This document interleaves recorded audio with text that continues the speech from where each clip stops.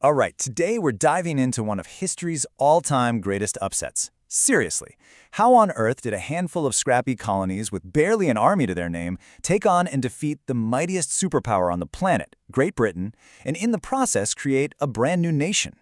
So here's how we're going to break this all down. We'll kick things off by looking at the absolutely insane odds stacked against the colonists. Then we'll journey with the Continental Army through some of its darkest, most desperate moments. After that, we'll get to the real turning point, how one key victory turned this whole thing into a world war. That'll lead us right to the final showdown at Yorktown. And to wrap it all up, we'll explore the complicated legacy that this victory forged. Okay, so let's set the scene.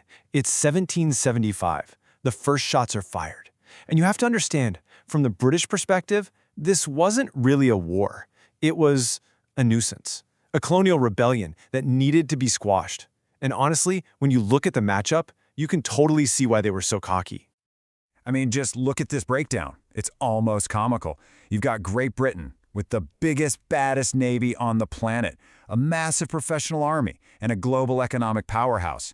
And then you've got the colonies, who have, well, no navy, a military that's basically a bunch of farmers with muskets, and an agrarian economy. On paper, this isn't a fair fight. It's not even a fight. It should have been over in a week. And if you dig into the actual numbers, it gets even crazier. Britain's army wasn't just British. They had thousands of American colonists who were loyal to the crown, plus nearly 30,000 hired German soldiers, the famous Hessians. These were pros. Meanwhile, the Patriots are trying to scrape together an army from local militias and this new thing called the Continental Army. It's literally a professional empire versus an amateur rebellion. So you gotta ask, how did things get so bad? Well, this wasn't some sudden explosion. It was more like a 10-year slow burn. You had things like the Stamp Act, where Britain tried to tax the colonies directly, and that sparked huge protests. Then the Boston Massacre, which made everyone deeply distrust the British soldiers. It just kept escalating until finally, with the shot heard round the world at Lexington and Concord, the fuse was lit. There was no going back. All right, let's talk about the early years of the actual fighting. And let me tell you, this was not some glorious, heroic charge. For George Washington and his brand new Continental Army, it was just brutal. It was a desperate, ugly struggle for survival. The whole revolution was constantly hanging by a thread, just one major loss away from being completely snuffed out. Things got really, really bad in late 1776. After getting completely routed and kicked out of New York City, the American cause was basically on life support. The British were just relentless, and it all came to a head when they captured Fort Washington. For the Patriots, this wasn't just a defeat, it was an absolute catastrophe. And the numbers here are just gut-wrenching. Almost 3,000 soldiers captured in one go. You have to understand, for an army that was already struggling, losing that many men was a body blow. It basically wiped out a huge chunk of their fighting force. Morale hit rock bottom. It really truly looked like it was all over. And the fight to just survive kept going. You've probably heard of Valley Forge, and the legend is absolutely true. It was a nightmare. While the British were living it up in warm houses in Philadelphia, Washington's army was freezing and starving just a few miles away. And get this, about 2,000 soldiers died that winter, not from bullets, but from disease, from hunger, from the cold. They died without a single shot being fired. But this is where we get one of the biggest what-ifs of the entire war. Think about it. The British commander, General Howe, is just 20 miles down the road in Philly, warm and well-fed with his professional army. The Americans are a complete mess, totally vulnerable. So, why didn't he attack? To this day, historians argue about it. Many call it a massive blunder. One final push could have crushed the rebellion right then and there. That hesitation, it would end up costing the British dearly. So, just when things look their absolute bleakest, something incredible happens. It's like a scene from a movie. A totally unexpected, stunning victory way up in New York completely flips the script. This single event would transform the entire war from a little colonial rebellion into a massive global conflict. And it all went down at a place called Saratoga. Saratoga wasn't just a battle. It was a bombshell. For the first time ever, the Continental Army captured an entire British army. Not just pushed them back, but made them surrender. The whole army. This sent shockwaves all the way to Europe, because for France, who was itching for revenge against Britain, this was the signal they'd been waiting for. It was proof that the Americans weren't a lost cause. They could actually win this thing. And just like that, France signed a treaty and officially jumped into the war. So let's just picture this. Before 1778, the war is pretty simple. It's Great Britain and its allies on one side, and the United States on the other. A real David versus Goliath situation, with the Americans fighting all by themselves.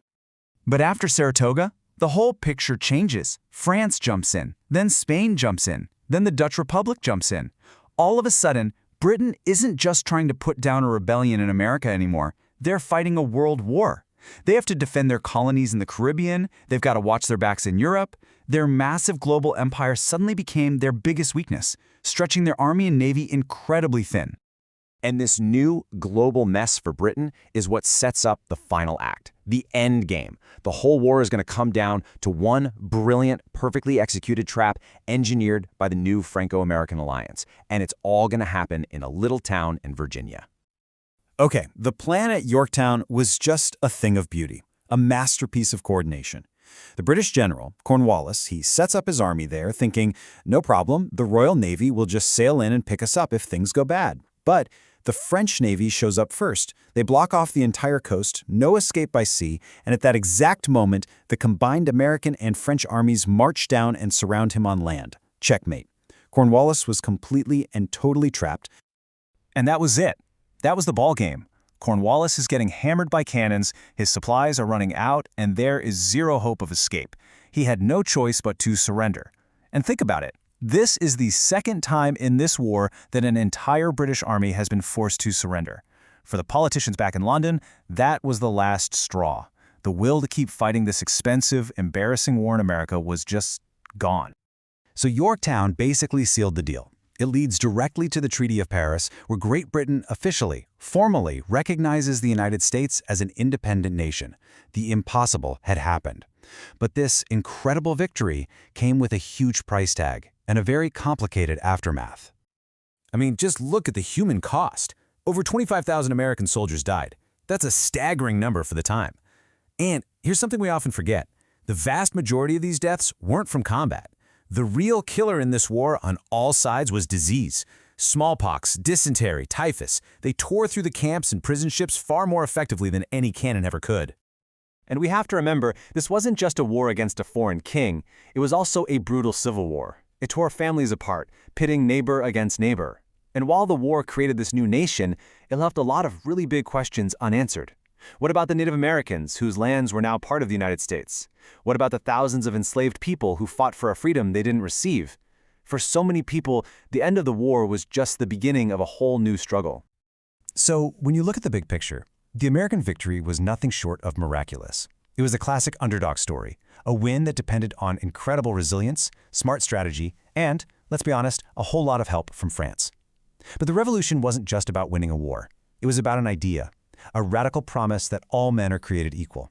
And that promise, well, that's something the new nation would spend the next 200 years and is still working on today, trying to make real for everyone.